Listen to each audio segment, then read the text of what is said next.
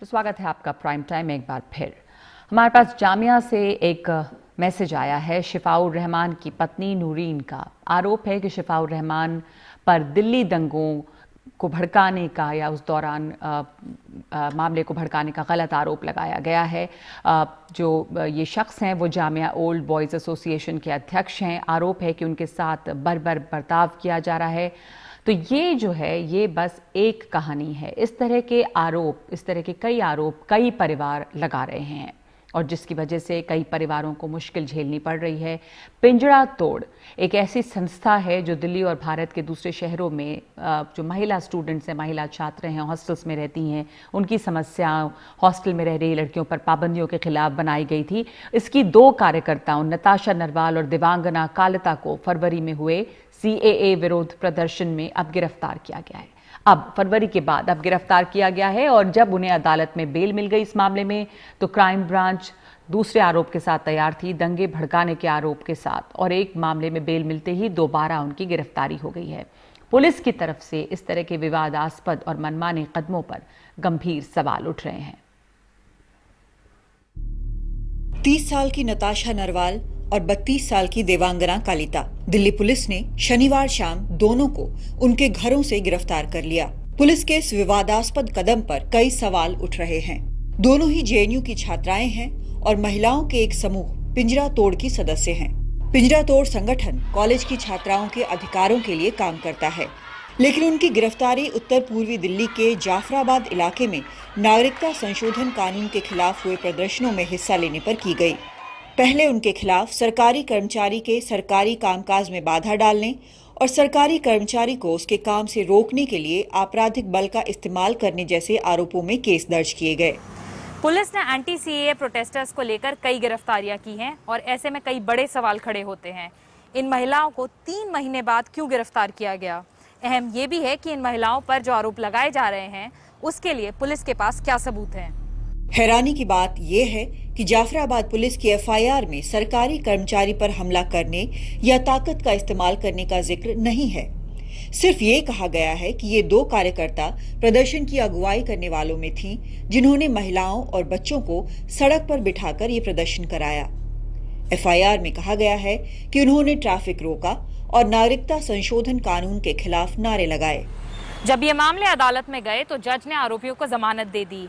जज ने कहा कि पब्लिक सर्वेंट के खिलाफ हिंसा या हमले के कोई ठोस सबूत पेश नहीं किए गए और ये भी कहा गया कि आरोपी NRC और CAA के खिलाफ सिर्फ प्रोटेस्ट कर रहे थे और किसी भी तरह की हिंसा में शामिल नहीं थे, और ये कि वो पुलिस के साथ जांच में सहयोग देने को तैयार हैं। लेकिन जज ने जैसे ही मौखिक तौर पर कहा कि वो जमानत देने जा रहे हैं, कोर्ट में मौजूद क्राइम ब्रांच के पुलिस अधिकारियों ने एक दूसरे केस में उनकी गिरफ्तारी की याचिका दायर कर दी। इसमें उनके खिलाफ हत्या की कोशिश, दंगे और आपराधिक साजिश के आरोप लगाए गए। पुलिस ने इसके तहत 14 दिन की हिरासत मांगी, लेकिन जज ने महज 2 दिन की पुलिस हिरासत की इजाजत दी। दिल्ली पुलिस की क्राइम ब्रांच की इस FIR में दोनों कार्यकर्ताओं के खिलाफ आरोपों से जुड़े सबूतों का भी जिक्र नहीं किया गया। इस FIR में कहा गया, भीड़ ने जाफराबाद में पुलिस के निर्देशों का उल्लंघन किया, उनके खिलाफ तमंचों का इस्तेमाल किया और निजी और सार्वजनिक संपत्ति को नुकसान पहुंचाया। नागरिकता संशोधन कानून के खिलाफ प्रदर्शन कर रहे लोगों को निशाना बनाने के लिए पुलिस ने ऐसे ही तरीके इस्तेमाल किए हैं।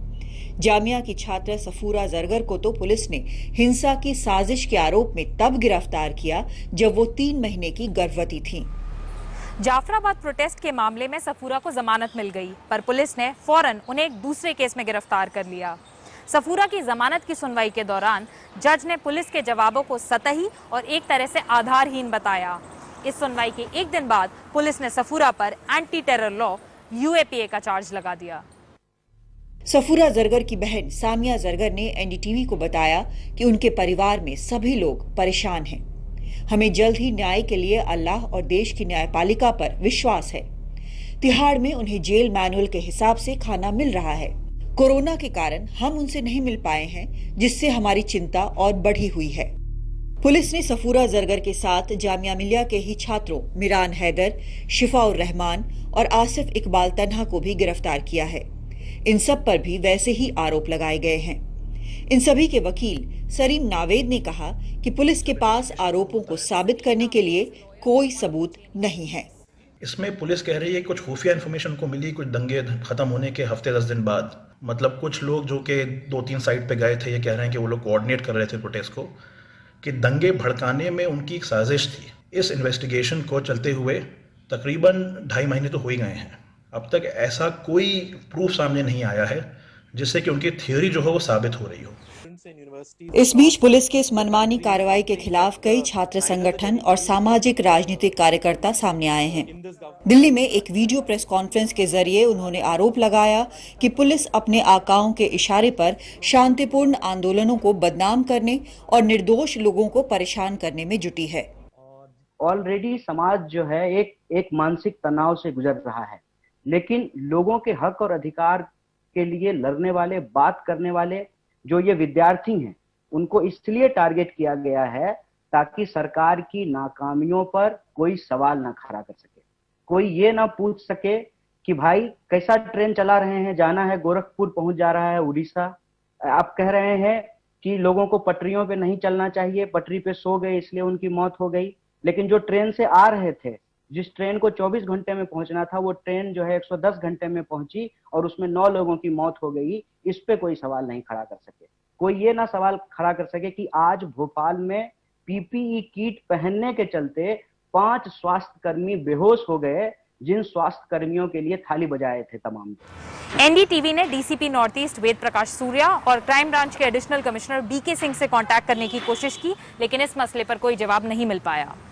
नई दिल्ली से कैमरा पर्सन अश्विनी मेहरा के साथ सुकीर्ति द्विवेदी, एनडीटीवी इंडिया के लिए।